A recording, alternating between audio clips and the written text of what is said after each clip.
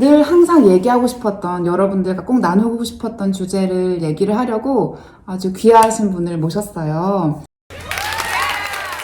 사실 김윤상 리더님은 지금 멕시코에서 선교사로 파송되어서 일을 하고 계시다가 잠깐 한국에 볼 일이 있어서 나오셨습니다. 간단한 자기소개 좀 부탁드려도 될까요? 네네. 네. 저는 그 멕시코 최남단에 그 치아파스 주라는 곳에서 살고 있습니다. 그 치아파스 주 내에서도 가장 또 최남단에 있는 조그만 시골 마을에 꼬미단이라는 시골 마을에서 익투스 선교 공동체라는 곳에서 사역을 하고 있습니다. 멕시코의 그 크리스찬 리더들을 양성해가지고 그 복음이 전파되고자 하는 그런 목적을 가지고 설립된 학교입니다. 지출 규모가 너무 상당하기 때문에 그 공동체 내에서 자체적으로 사업체들을 운영을 하고 있어요. 그래서 그 신앙 공동체가 자비량으로 운영될 수 있게끔 그 안에서 비즈니스를 맡아가지고 거기서 사역을 하고 있습니다. 이 채널을 보시는 분들도 비즈니스 하시는 분들이 많으실 텐데, 그럼 저도 비즈니스를 하는 사람의 입장에서, 신앙을 가진 사람의 입장에서 사업을 경영할 때 좀 중요한 태도가 뭐가 있을까? 또 선교사님으로서 오빠는 일을 할 때 하나님이 주시는 말씀이나 그런 것들을 어떻게 사업에 적용을 하는지. 사업을 뭐 크든 작든 성공적이든 실패를 했든 간에 사업이라는 데 몸담고 벌써 산 세월이 한 17년, 8년 정도 되는 것 같습니다. 그런데 그 시간 동안에 이제 돈 많이 벌고 싶어서 열심히 매진했던 때도 있었습니다. 많이 사업해 보신 분들이 아시겠지만은 내 능력으로 한다. 내 힘으로 한다. 이거가 내려놓지 않는 이상에는 성장이 없었던 것 같아요. 처음에 제가 시작할 때만 해도 제가 열심히 해서 제 개인적인 능력치를 최대한 끌어올려서 하면은 사업이 다 잘 될 줄 알았는데 제 자신이 사업의 가장 큰 걸림돌이 되더라고요.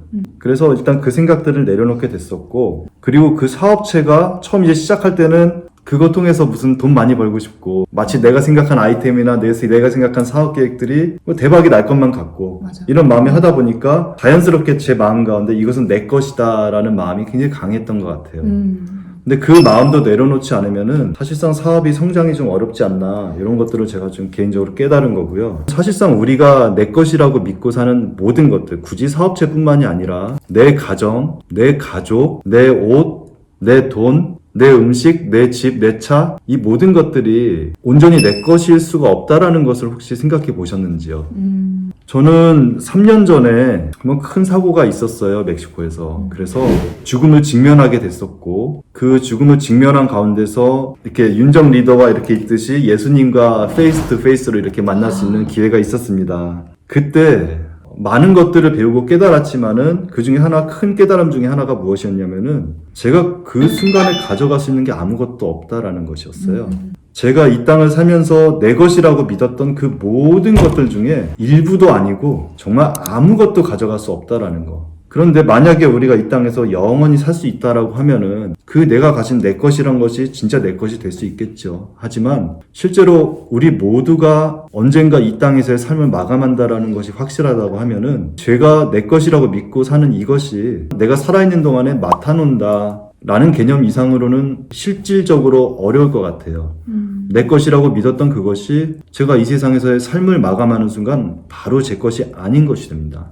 그렇기 때문에 내 것이 아닌 것들에 대해서 내가 그렇게 목매면서 살아왔었나라는 후회를 그 당시 예수님 앞에서 했었던 것 같아요.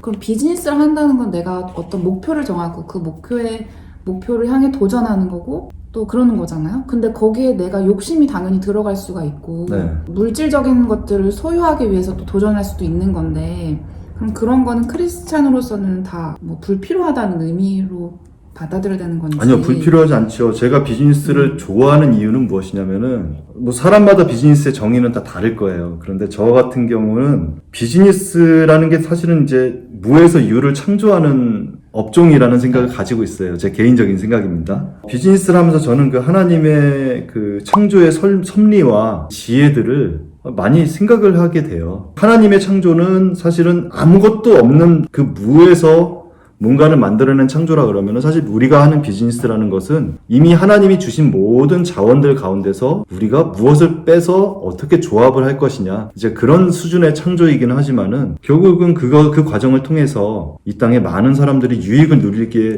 만들어줄 수 있는 것, 그것을 하는 사람의 동기는 더 많은 재물과 성공을 위해서 하는 거지만은 그것에 대한 결과로 사실 이 땅에 사는 많은 사람들이 그 유익을 누리면서 살 수 있기 때문에 저는 그것이 비즈니스에 대한 좋은 동기라고 생각을 합니다. 내 것이다라는 생각을 버리게 되면은 지금 내가 하는 일을 통해서 얼마나 많은 사람들이 얼마나 많은 유익을 누릴 수 있을 것인가 그런 거를 생각해 볼 수도 있을 것 같습니다.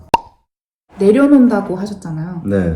내려놓는다는 게 정확하게 뭘 의미하는 걸까요? 내려놓는다라는 것은 이거 내 비즈니스, 내 회사인데 내 거 아니다 라고 하는 이런 극단적인 말은 아니고요.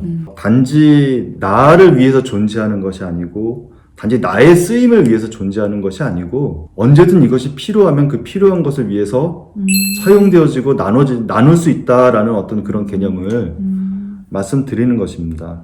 그리고 이제 비즈니스라는 것을 저는 되게 어렸을 때부터 굉장히 꿈꿔왔고요. 그것에 대한 이제 개인적인 공부나 지식이나 어떤 그런 것들을 쌓아가면서 저 굉장히 어린 나이부터 이제 그런 관련 서적들을 읽고 그랬었어요. 그런데 그런 것들이 지식들이 어느 정도 쌓이다 보니까 굉장히 공통적인 부분들이 계속 지속적으로 발견이 되고 그러고 나서 그 공통적인 부분들을 뭐라 그럴까요? 이렇게 축약을 하고 보니까 정말 재밌는 게 뭐냐면 그 비즈니스에 성공할 수 있는 그 원리들이요.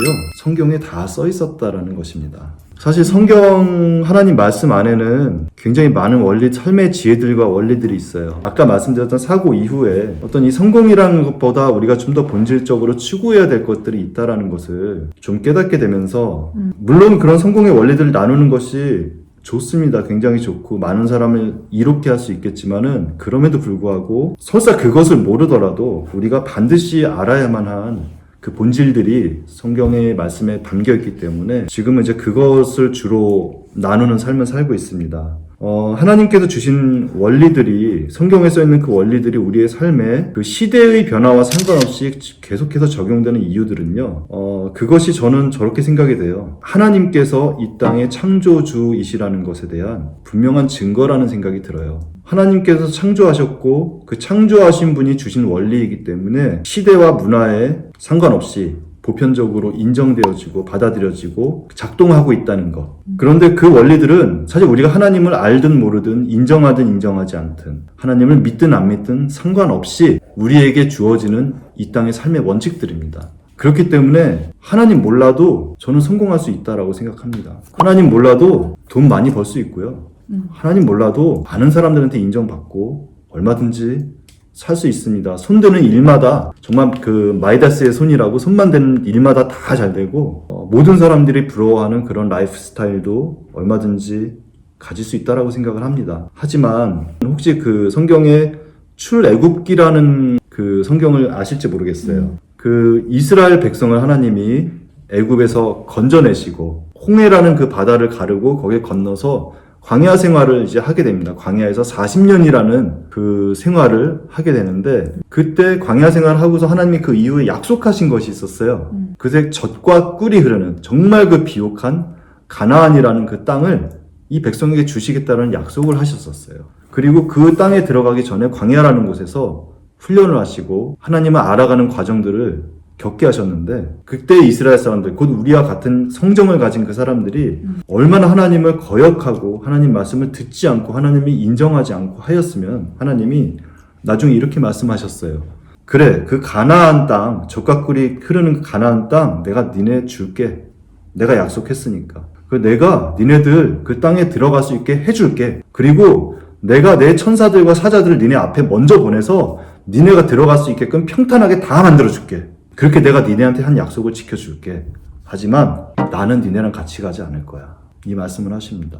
그때 그 이스라엘 백성을 이끌었던 모세라는 리더가 하나님 앞에 이렇게 얘기를 합니다. 하나님께서 그 가나안에 함께 가실 것이 아니시라면 우리를 광야에서 차라리 다 죽이십시오. 하나님 없이 그곳에 우리는 가지 않겠습니다. 그 모습을 보면서 그렇습니다. 하나님이 우리 삶에 많은 성공과 번영을 주실 수 있으세요. 충분히. 하지만 그 성공과 번영 가운데 정말 우리가 하나님이 함께 하심이 없다라 그러면은 그것이 과연 우리 삶에 의미가 있을까? 그 무슨 의미가 있을까라는 생각을 한번 해보게 됩니다.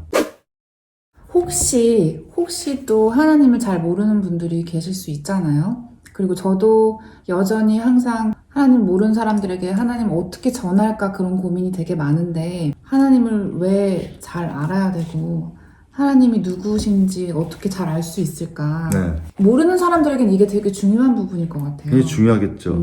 이거 사실 믿기도 그렇죠. 좀 굉장히 어려운 부분들이 쉽지 않은 부분들이 있을 거예요. 성경도 약간 판타지 소설 같이 느껴질 수도 있잖아요. 혹시. 네. 성경을 판타지 소설로 생각하기에는 좀 성경이 어렵습니다. 재밌지도 않고. 그렇지. 제가 생각하는 하나님은요, 하나님 우리 생명의 근원이라고 생각이 듭니다. 이 땅에 우리가 지금 살아가는 동안에 우리한테 생명이 있다라는 거, 그 생명이 도대체 우리 몸 가운데 어디에 위치하고 있는지 우리가 알 수는 없지만은 우리가 생명이 있다라는 것은 알고 있죠. 그쵸? 근데 이 생명이 제가 어떤 노력으로 취득한 것이 아니고 또는 부모님이 어디선가 이 생명을 열심히 노력해서 구해가지고 제 안에 넣어주신 것도 아니에요. 생명은 그냥 주어진 것입니다. 그리고 이 생명이 또 반드시 끝나는 날이 있습니다. 그렇기 때문에 이 생명과 관련된 이것은 우리가 할 수 있는 것이 아무것도 없어요. 우리가 생명이 있는 동안에 건강할 수는 있지만은 우리가 우리의 생명을 연장하거나 예를 들면은 뭐 한 생명을 뭐 게임하듯이 무슨 한 생명 하나 있는데 뭐 하나 보너스로 더 얻는다든지 이런 일들은 우리 삶에서 일어나지 않죠. 그치. 생명은 주신 분이 반드시 계시고 또 그 마지막에 그 생명을 취하시는 분도 반드시 계시다. 그렇기 때문에 제가 믿는 하나님은 우리의 생명의 근원이시다라는 생각을 가지고 있고 동시에 우리를 창조하시고 이 세상의 모든 만물을 창조하신 분이다라는 생각을 저는 그 믿음을 가지고 있습니다. 그럼 하나님을 왜 믿어야 돼요? 좀 도발적인 질문일 수 있지만 저같이 원래 크리스찬이고 원래 모태신앙이고 막 이런 사람들은 너무 자연스럽지만 하나님 아예 모르고 자란 사람들은 내가 왜 하나님 믿어야 되는데? 그걸 믿으면 나한테 뭐가 좋은데? 죽음 뒤에 진짜 천국과 지옥이 있는지 어떻게 알아? 안 봤는데 이렇게 말할 수 있거든요. 네. 도대체 하나님을 왜 믿어야 되는 거예요? 하나님을 왜 믿어야 될까요? 제가 하나님을 믿어야 되는 이유를 설명하자면 너무너무 많겠죠. 우리가 하나님과 이렇게 함께 살기 위해서 지어진 존재예요. 자, 성경에 있는 말씀을 그대로 드리는 거예요. 네네. 하나님이 우리와 함께 거하시고 함께 사시기 위해서 우리를 창조하셨는데 이 하나님은 거룩하신 하나님이세요. 죄와 함께 하실 수가 없는 하나님. 네. 근데 우리의 죄로 말미암아서 우리는 하나님과 분리되게 됩니다. 그런데 우리가 이 하나님을 알지 못하면은 이 관계의 회복이 일어나질 않아요. 이 땅에 어차피 잠시 지나가는 이 세월 동안에 우리가 반드시 알아야 하고 반드시 우리가 취하고 잡아야만 하는 그것이 무엇이냐면은 하나님을 아는 것이에요. 그래야지 우리의 창조하신 목적에 부합하게 하나님과 함께하는 그 삶이 가능해지는 것입니다. 그러면 제가 아까 이걸 잠시 생각하면서 떠올랐던 게 그 예레미야서라고 있어요. 예레미야서 2장 13절에 보면은 하나님이 이런 말씀을 하세요. 내 백성이 두 가지 악을 행하였나니 첫 번째는 무엇이냐면은 곧 생수의 근원되는 나를 버린 것과 두 번째는 스스로 웅덩이를 판 것인데 그것은 물을 저축지 못할 터진 웅덩이니라. 자, 하나님이 하나님의 백성에게 두 가지 죄를 언급을 하십니다. 첫 번째는 우리가 생명의 근원 대신 생수의 근원이라고 말씀하세요. 여기서 말하는 이 생수는 어떤 것이냐면 정말 끝없이 계속 흘러나오는 그 물의 근원을 얘기를 하는 것입니다. 이것의 근원이 대신 하나님을 버리고 우리가 스스로 그 물을 구하겠다고 우리가 웅덩이를 파는 것입니다. 우리의 일생을 들여서 모든 노력과 모든 것들을 들여서 우리의 웅덩이를 파요. 그 웅덩이를 팠더니 그 벽에서 조금씩 습기가 차더니 이제 물이 조금씩 나오기 시작해요. 그래서 이야 우리 삶에서 물을 찾았다라고 얘기는 하지만은 그 생수의 근원이신 끊이지 않는 물을 우리에게 주신 공급해 주시는 하나님 입장에서 볼 때는 그건 물도 아닌 거죠. 그리고 거기다 더 말씀하시는 것은 거기서 우리가 물이 발견됐다고 기뻐하지만은 그건 터진 웅덩이여서 그 안에 물을 담을 수가 없는 것이에요. 그것이 곧 우리의 지금 삶의 모습이라는 것이죠. 왜 그럴까요? 우리가 이 터진 웅덩이를 파는 거, 우리 삶에 우리의 모든 노력과 우리의 목표와 비전 이런 것들을 성취하기 위해서 우리가 열심히 뛰어서 뭔가 성과를 이뤄냈을 때에 기쁘죠? 근데 그거 아시나요? 그 기쁨이 잠시이고 금방 허무함이 밀려온다라는 것. 우리의 삶은 계속 그 기쁨과 허무함과 사람들이 많은 인정을 받을 때 굉장히 높아진 것 같고 뿌듯하지만은 동시에 그것이 사라졌을 때 금세 허무함 가운데 무너지고. 왜 그럴까요? 이 물이 지속적으로 흘러들어와 자꾸 끊겼다 갔다 그래. 왜 그럴까요? 터진 웅덩이라서 그래요. 그렇기 때문에 우리가 어떤 사람한테 인정받고 이 땅에서 인정받기 위해서 하는 그 일들이 사실은 어쩌면 우리 하나님을 의지하고 하는 그 모든 일들이 그 생수의 근원이 있음에도 불구하고 그걸 놔두고 우리 옆에서 웅덩이를 계속 파는 삶을 사는 거예요. 근데 이 생수를 하나님께서 우리에게 주고 싶으시대요. 그렇다 그러면은 어떻게 하면 될까요? 그것이 바로 하나님을 아는 것에 대한 중요성이 아닌가. 저는 그런 생각을 한번 해봅니다. 하나님이 정말 안 믿어지면 어떻게 해야 돼요? 어떻게 하면은 잘 믿을 수 있나요? 그렇죠. 경험을 해야 되는 죽을 고비를 겪어야 되는 건가요? 아니요, 그래서 추천드리고 싶진 않고요. 네. 하나님을 알려면은 글쎄요, 그게 저는 하나님의 은혜인 것 같아요. 하나님을 알고자 하는 마음을 주시는 것. 우선은 그게 가장 큰 은혜인 것 같아요. 저도 신앙생활을 오래 해봤지만은 제가 스스로 노력해서 하나님을 쟁취하려고 했던 것이 아니었어요. 그렇죠? 하나님께서 저에게 찾아오셨던 거고 하나님께서 저에게 기회를 주셨던 거죠. 어디서부터 시작해야 될지는 저도 잘 모르겠어요. 그런데 우선 하나님을 아는 방법, 그것이 지금 현재 믿는 분이시든 하나님을 모르시는 분이시든 하나님에 대해서 가장 분명하게 써놓은 책이 있어요. 성경이거든요. 네. 거기에서 하나님 먼저 찾아보는 노력을 해보는 건 어떨까. 네. 그 성경은 하나님의 말씀인데 그 하나님의 말씀은 그대로 이루어집니다. 또한 재미있는 게 무엇이냐면요, 그 말씀을 믿는 사람한테 그 말씀이 이루어져요. 말씀은 있는데 난 저거 도저히 못 믿겠어, 저게 말이 돼? 라고 하는 분들께는 또 이루어지지 않아요.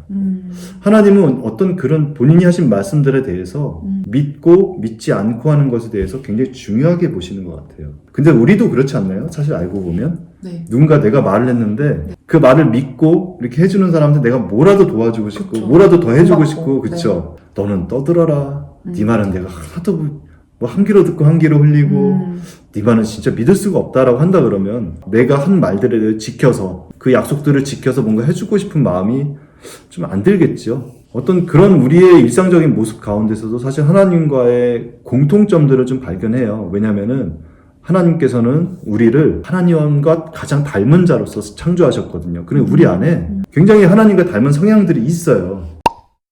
하나님을 우리랑 닮았다고 하니까 좀 더 이해가 좀 더 쉽게 되어지는 것 같아요. 하나님을 전혀 모르는 사람에게 내가 만약에 하나님을 전하고 싶다. 그러면은 정말 시간이 별로 없다. 그랬을 때 꼭 해야 되는 말이 뭐가 있을까요?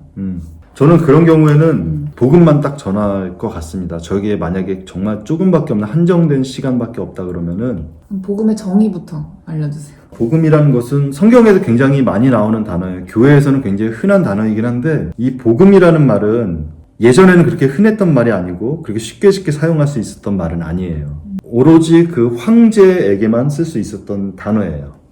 로마 시대에. 사실 그 신약이라는 성경의 대부분이 쓰였던 시대의 배경이 그 로마 시대를 배경으로 하고 있기 때문에 그 시대의 용어들이 많이 사용이 되고 있습니다. 근데 그 중에서도 복음이란 말은 황제에게만 썼던 얘기예요. 그래서 황제에게 어떤 경우에 복음을 썼냐면은 첫 번째는 황제가 태어났을 때, 그 두 번째는 황제가 전쟁에 나가서 승리하고 돌아올 때, 그리고 세 번째는 황제가 즉위했을 때, 이 세 가지 경우에만 복음이라는 단어를 썼습니다. 예를 들자면 황제가 태어났을 때 네. 복음이다 황제가 태어나셨다 라는 단어를 썼던 거예요. 약간 감탄사 같은 거예요? 아니죠. 그 축하의 어떤 그 기쁜 소식이라는 것을 이렇게 알리는 거죠. 예. 기쁜 소식을 알리는. 기쁜 소식. 복음이란 말은 그냥 그대로 하자면은 네. 기쁜 소식이란 네, 뜻이고, 맞아요. 그런데 만약에 제가 저 스스로를 복음이다라고 얘기하고 다니면, 저를 설명하는데 복음이란 말을 붙여서 다니면은 저는 어떤 사람이 될까요? 그 시대의 나라를 아마도 전복시키려는 꿈을 가진 반역자 정도로 인식이 되었을 겁니다. 자, 이 복음, 그 시대에 우리 그리스도인들에게 말했던 이 복음이 누구였을까요? 바로 예수 그리스도이십니다. 곧 예수 그리스도가 복음이다 라고 하는 이 말은 그 황제한테 밖에 쓸 수 없었던 그 칭호를 예수 그리스도에게 붙이는 거예요. 그럼 그 예수 그리스도를 믿고 따르는 그 사람들은 어떤 사람들일까요? 반역자들이 될 수 있겠죠. 그래서 실제로 많은 그리스도인들이 그 시대에 이 복음 대신 예수 그리스도의 이름 때문에 많이 고난을 받고 핍박을 받고 심지어 많은 사람들이 목숨을 잃기도 했었습니다. 이 복음은 계속해서 퍼져나갔고 지금 이 시대를 사는 2000년 뒤를 살아가는 우리에게까지 이 복음이 전해져서 우리가 이 예수 그리스도를 알 기회가 생긴 것이죠. 그런데 이제 아까 얘기했던 그 질문과 같이 어떤 짧은 시간 내에 이것을 전한다 그러면은 예수가 그리스도이시다라는 것. 그리스도이시다라는 것은 구원자이시고 왕이시고 원래 사전적 의미로는 기름 부은 자라는 뜻을 가지고 있어요. 그리스도. 기름 부음을 받은 사람들은 왕, 구원자 이런 뜻을 가지고 있고요. 예수님만이 우리의 구원자가 되신다라는 것입니다. 제가 감히 말씀드리자면은 그것은 어떤 이론적인 얘기나 어떤 사상적인 얘기가 아니라 사실을 일하는 것입니다. 여러분들께 도저히 믿어지지가 않아. 그래도 한번 억지로라도 한번 믿어보세요. 라고 제가 말씀드리는 것이 아니라 그 예수님은 실제로 살아계시고 예수님이 구원자, 유일한 구원자이시라는 것은 사실입니다. 여러분들이 인정하시든 인정하시지 않든 존재하는 팩트이고요. 어떻게 하면 나의 구원자가 되실 수 있느냐? 그것이 무엇이냐면 바로 예수 그리스도를 믿는 믿음인 것입니다. 아까도 얘기했듯이 그 믿음의 중요성, 하나님께서는 이 모든 성경의 말씀 가운데 그 믿는 자에게 그 말씀들을, 약속들을 이루어 가신다는 것.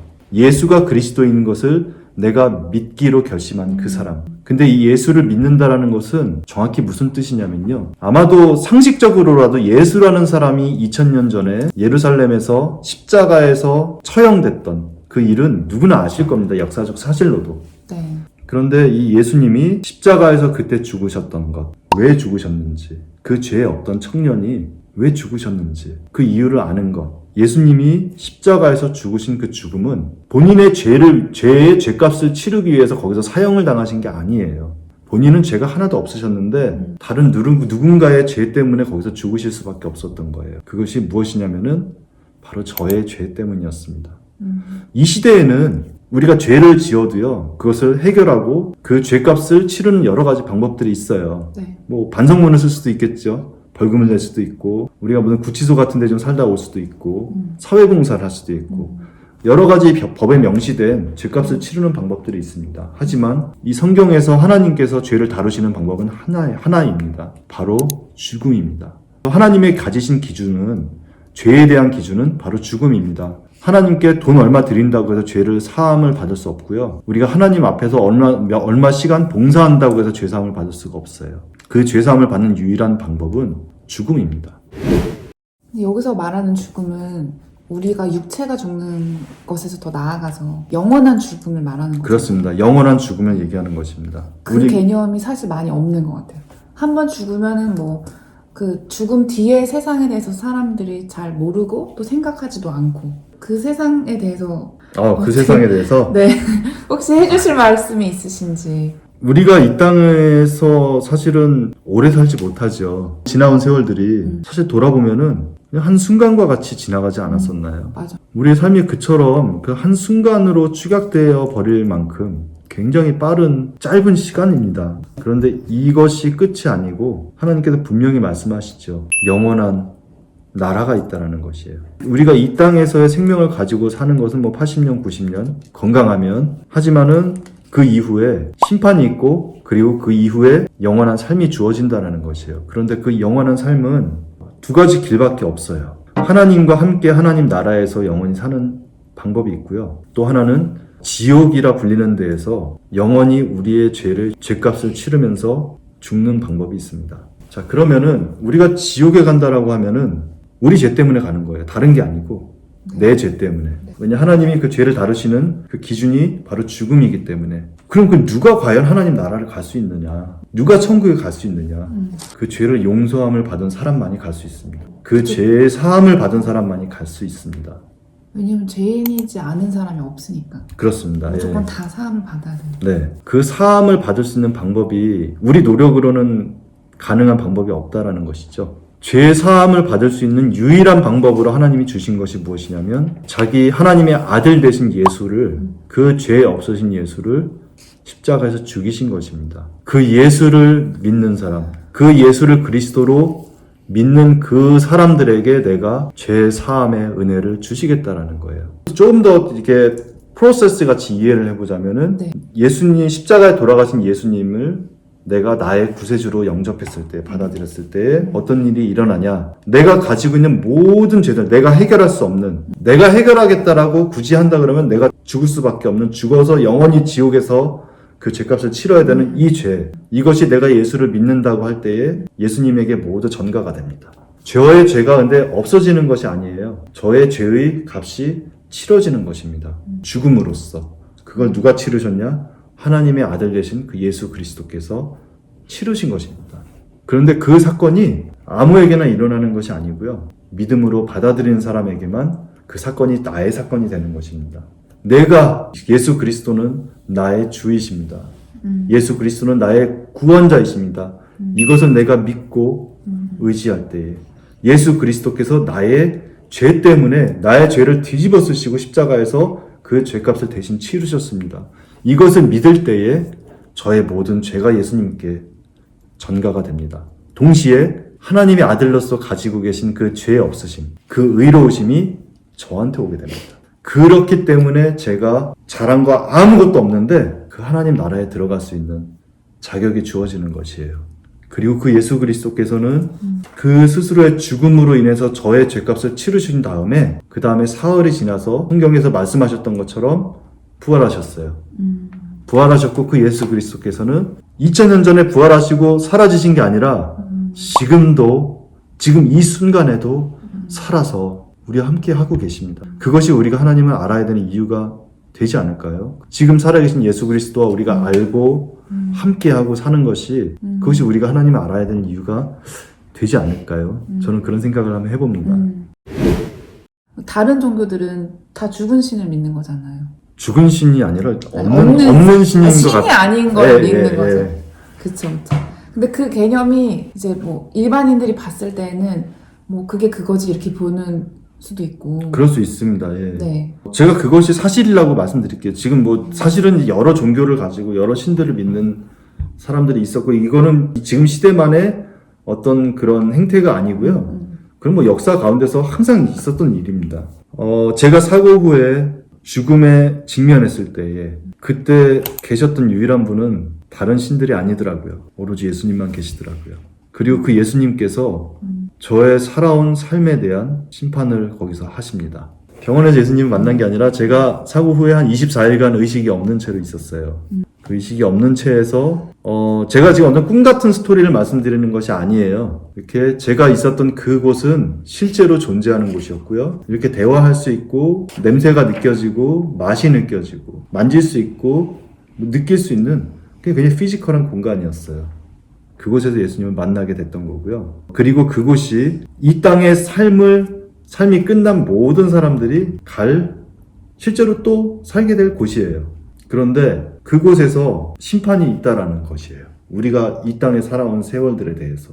그렇기 때문에 그 심판의 자리에 우리 모든 사람들이 반드시 서게 될 것이다 라고 한다면 우리는 이 땅을 살아가는 동안에 그 심판자로 계신 우리의 그 이후의 영원한 삶을 결정지어 버릴 수 있는 그 권한이 있으신 예수님. 근데 안타깝게도 그 권한이 예수님밖에 없더라고요. 제가 만약에 그 다른 신들도 이렇게 자리에 앉아서 권한들이 있고 예수님도 그 중에 한 분이시다 그러면 제가 정말 그렇다고 말씀드릴 것 같아요. 그런데 그게 아니고요. 모든 사람들, 모든 생명들은 이 땅의 삶이 끝나면 반드시 예수님 앞에 서게 됩니다. 그리고 그곳에서 심판을 받습니다. 그런데 그 심판자의 기준, 그것이 무엇이냐면은 지금까지 제가 말씀드린 예수를 그리스도로 믿느냐 믿지 않느냐, 그것이 바로 기준입니다. 그곳에서 내가 예수님 저는 이게 좋은 건 줄 알고 제 인생을 이렇게 살아왔어요. 저는 이게 선한 일인 줄 알고 이렇게 선하게 살아왔어요. 저는 이게 도덕적인 일인 줄 알고 이렇게 살아왔어요 라고 그 앞에서 내가 해명하고 변호하려고 애써봐야 아무 소용이 없습니다. 그것은 이 심판자가 가지신 그 기준과 다르기 때문입니다. 심판자의 기준과 내 기준이 너무 다른 거네요. 그러면 예수님을 믿는다는 거를 어떻게 알 수 있어요? 내가 믿고 있는지 안 믿고 있는지 그냥 내 양심에 물어보면 되는 거예요? 저는 믿는다라는 게 그 시작이 일단 듣고 그것을 지식으로라도 가지고 있는 것에서 우리는 믿음의 시작이 되지 않나라는 생각을 해봅니다. 우리가 공부를 하잖아요. 한국에 공부 진짜 많이 하는데 네. 우리가 배운 지식들이 팩트라고 생각하시나요? 아니면 믿음이라고 생각하시나요? 만약에 우리가 믿고 우리가 배운 그 지식들이 만약에 진리라고 한다 그러면 세월이 지나고 문화가 달라지고 해도 그 지식들은 아마도 영원할 거예요. 근데 재밌는 것은 시간이 갈수록 지식이 발전되면 발전될수록 계속해서 깨어지고 새로운 지식들이 계속 나와요. 또 바뀌고. 그런데 그 지식이란 것이 내가 가지고 있는 지식이란 것이 어쩌면 그것에 대한 저에 대한 믿음인 것 같아요.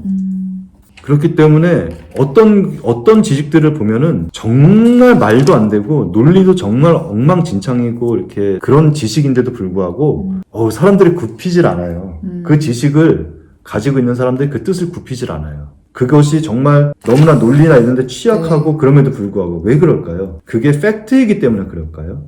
아니요. 그 사람은 그것을 믿기 때문에 그렇습니다. 우선은 하나님을 아는 것, 지식적으로라도 하나님을 아는 것, 예수 그리스도를 아는 것, 복음을 아는 것, 저는 그것이 시작이 아닐까 그렇게 생각을 합니다.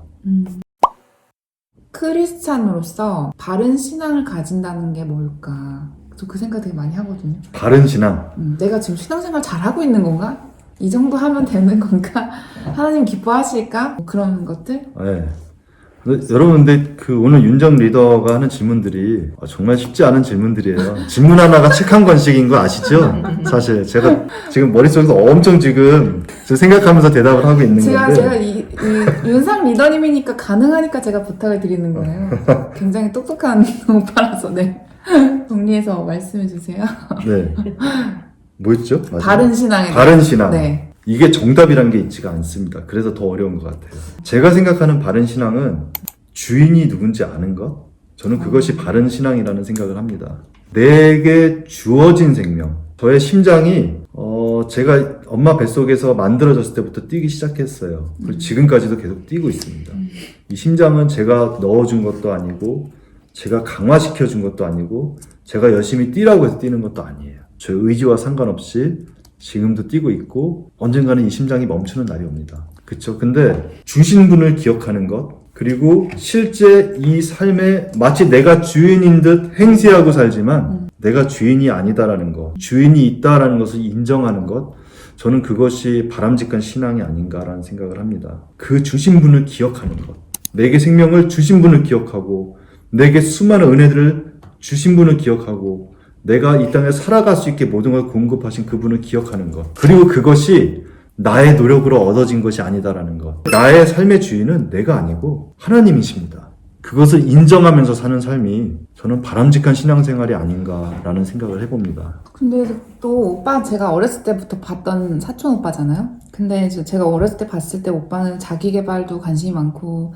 뭐 리더십이나 뭐 돈이나 이런 것들 성공 관심이 많았던 분인데 근데 저도 자기계발서를 되게 많이 보고 또 성공을 꿈꾸는 많은 사람들을 보지만 그들 앞에서 내 삶의 주인은 하나님이야, 나는 하나님의 종이야 이런 말을 하면 되게 제가 갑자기 찌질한 사람이 되어버려요.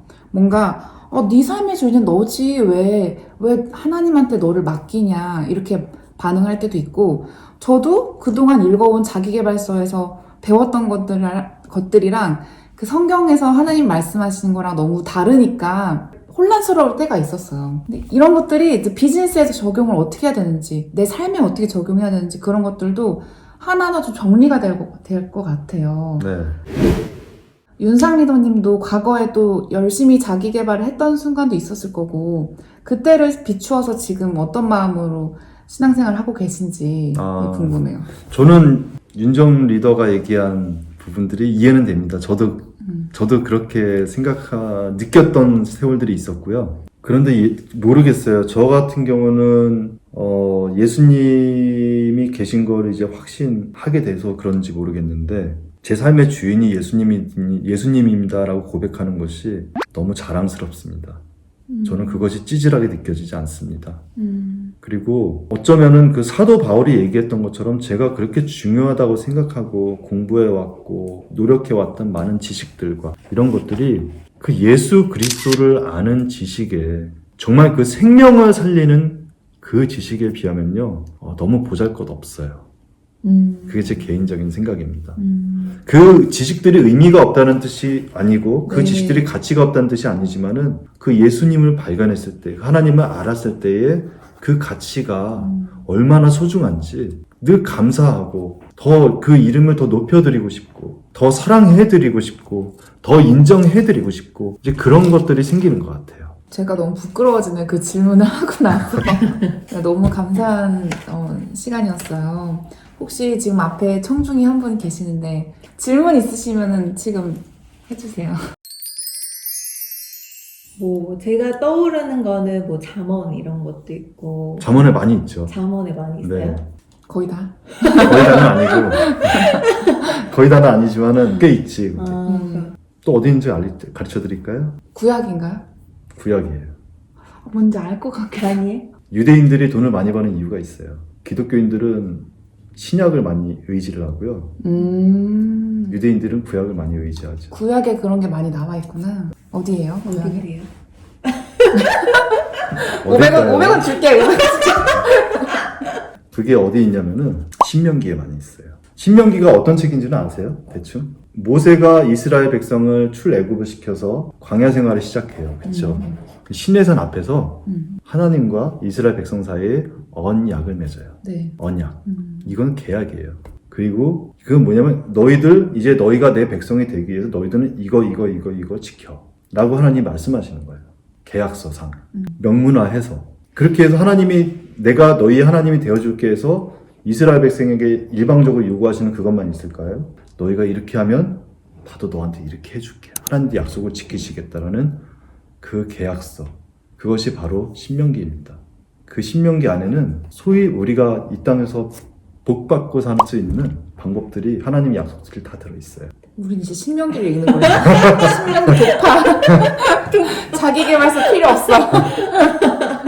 아, 감사해요. 나 궁금한 것도 있는데 네.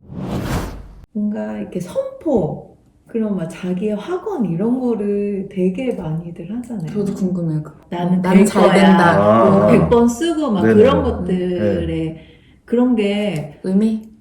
이게 과연 성경이랑 이게 네. 부합이 되는 원리 원칙인가? 부합이 돼요. 돼요? 네. 어. 굉장히 부합이 돼요. 되게 궁금해서 얘기해요. 왜요? 네? 나와 있나요, 성경에? 시크릿 그럼요. 그런 것들이 맞아요. 시크릿 그런 게 성경에 굉장히 부합해요. 아, 그래요? 네. 그러니까 뭐냐면은 제가 아까 말씀드렸지만은 성경에는 이미 주신 원리들이에요. 하지만 구원받는 그것과는 거리가 있는 것. 제네럴하게 모든 사람의 그걸 아는 사람들은 그것을 사용할 수 있게끔 주신 원리들인 거죠. 아, 근데 그걸 사용한다고 다 구원받는 건 아니고. 아니죠. 전혀 구원이랑 상관없죠. 상관없는 네. 그런 삶의 지혜인 거죠. 아, 이 땅에서의 지혜. 그러니까 아까 제가 말씀드린 그 신명기 그거예요. 하나님이 니네 내가 약속한 대로 가나안에 들어가게 해줄게. 니네 거 성공하게 해주고 편안하게 살게 내가 다 해줄게. 다만 나는 니네랑 같이 안 가. 니네끼리 알아서 잘 네. 살아.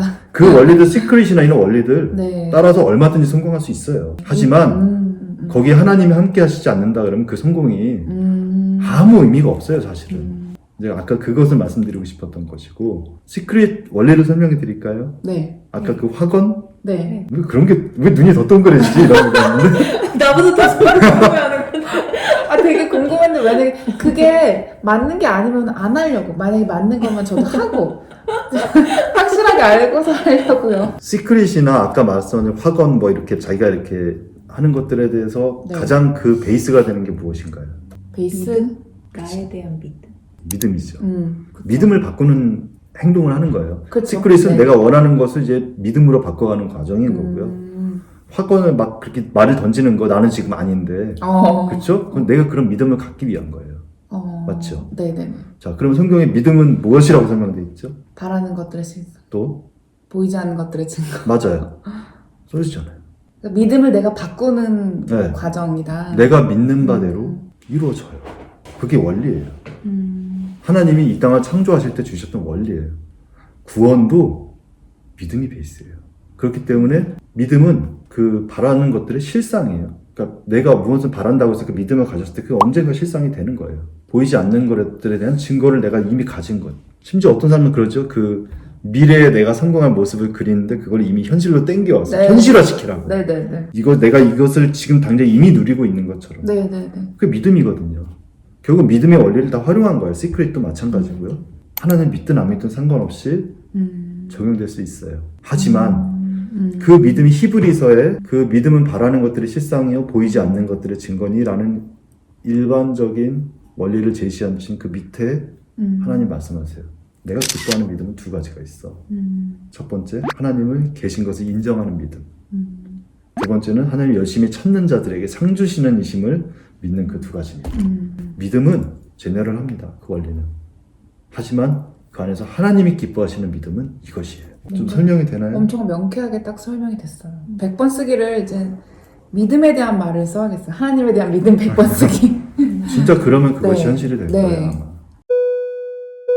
인터뷰 질문들 중에 일터와 가정에서의 신앙을 어떻게 지킬 것인가라는 질문이 있었어요. 네네네. 이게 또 되게 어려운 질문인데 너무 어려워서 안 했거든, 내가 지금. 하려다가 안 했어요. 네. 근데 이게 사실 네. 굉장히 중요한 것 같아요. 일터와 가정이 사실 우리가 인생에서 시간을 보내는 대부분이 거기 다 들어가 있어요. 맞아요. 저는 이 시대의 가정이 많이 어려움을 겪는 것들에 대해 굉장히 좀 마음 아파하고 하는 사람이거든요. 가정이란 것이 사실은 얼마나 소중한 것인지 또 이 가정이란 것을 하나님이 어떤 의미를 부여하신 것인지 복음이라고 아까 얘기했잖아요. 복음에 대해서 성경에서 가장 잘 설명해 놓은 성경이 하나는 로마서라는 책과 하나는 에베소서라는 책이에요. 에베소서는 총 6장으로 이루어져 있는데 네. 첫 번째, 세 개의 장은 하나님이 어떻게 이 구원을 이루셨는지 하나님께서 어떻게 나에게 이 구원을 주셨는지 이거에 대해서 쭉 설명을 해요. 그 다음에 뒤에 후반에 4, 5, 6장은 그러므로 구원받은 너희들은 그 부르심에 합당한 대로 이렇게 살아다라는 말씀을 4, 5, 6장에 주십니다. 그 4, 5, 6장에 부르심에 합당하게 사는 삶의 기초가 어디에 있느냐? 바로 가정에 있습니다. 마음이 되게 쿵 하는데.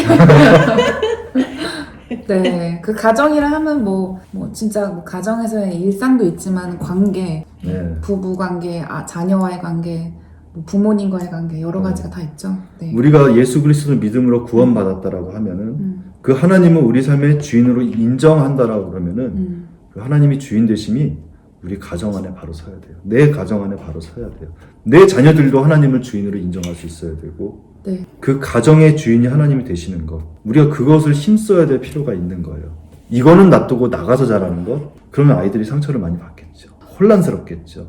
자, 하나님이 창조주시잖아요. 네. 그렇죠. 가정이란 개념을 누가 만들었을까? 누가 도입했을까? 어떤 철학자가 도입했을까요? 저는 하나님이 도입하셨다고 생각해요. 하나님이 저도, 네. 처음에 사람을 창조하실 때에 하나님 굳이 남자랑 여자 둘만 창조하셔야 될 이유가 있었을까요? 남자, 여자 또 한 대여섯 종을 창조하실 수도 있지 않으셨을까요? 그렇죠. 네. 그런데 굳이 하나님이 남자와 여자를 창조해서 둘이 만나서 하나의 가정을 이루고 이 가정에서 자손이 태어나게 하시고 어떤 이 시스템을 하나님이 주셨단 말이에요. 그러면은 저는 이 가정이라는 시스템, 한 남자와 여자가 만나서 가정을 만들어가고 그것이 세워져가는 이 시스템은 하나님 그것이 굉장히 어떤 중요한 의미를 부여하셨기 때문에 의미를 가지고 있기 때문에 이 가정이라는 것을 우리에게 주신 것이 아닌가라는 저는 믿음을 가지고 있고 어떤 우리가 하나님께 부르심을 받고 어디 나가서 복음 전하고 사역하는 것을 말씀하시는 것이 아니라 우리 이 구원받은 이것 하나님의 그 부르심에 합당하게 우리가 가정에서 살아낼 것을 말씀을 하세요. 제가 그때 사고 나고 깨어났을 때 정말 후회됐던 것들이 그런 것들이었어요. 내가 돈 벌겠다고 돈 버는 게 저를 위해서 돈 버는 아니요 우리 가정을 위해서 열심히 돈 벌려고 했어요. 열심히 비즈니스 했었고 성공하려고 그랬던 거 나를 위한 성공? 아니요. 우리 가정을 위한 성공이었어요. 그래서 뭐를 했냐? 나한테 아무것도 요구하지 마. 나 일하게 냅둬. 다 너희를 위해서 하는 거야. 근데 그게 아니더라고요. 그때 하나님과 동행하셨나요? 믿음이 있었죠. 하지만 믿음은 있었지만 내가 주인으로 살았던 세월이었던 것 같아요. 그렇죠. 그렇게 사는 사람들이 거의 대부분인 것 같아요. 요즘. 네, 그게 대부분이 아니었으면 좋겠어요. 그래서 우리가 할 일이 참 많은 것 같아요. 그렇죠? 네, 오늘 너무 귀한 시간 내주셔서 감사드리고요. 다음에 또 기회가 있으면 이런 영상을 한 번 더 찍어보고 싶은데 조만간 또 멕시코로 다시 돌아갈 거라고 하셔가지고 네. 언제 기회가 될지는 모를 것 같아요. 근데 혹시 이 영상을 보시고 하나님이 더 궁금해지거나 질문들이 생겼다 그러면 댓글을 달아주시거나 제 인스타그램에 DM을 주시면 제가 전달을 해서 그 답을 나눌 수 있도록 그런 기회를 한번 만들어 볼게요. 오늘 영상도 끝까지 봐주셔서 정말 감사드립니다. 감사합니다. 사랑합니다. 감사합니다. 사랑합니다. 감사합니다. 축복합니다. 축복합니다.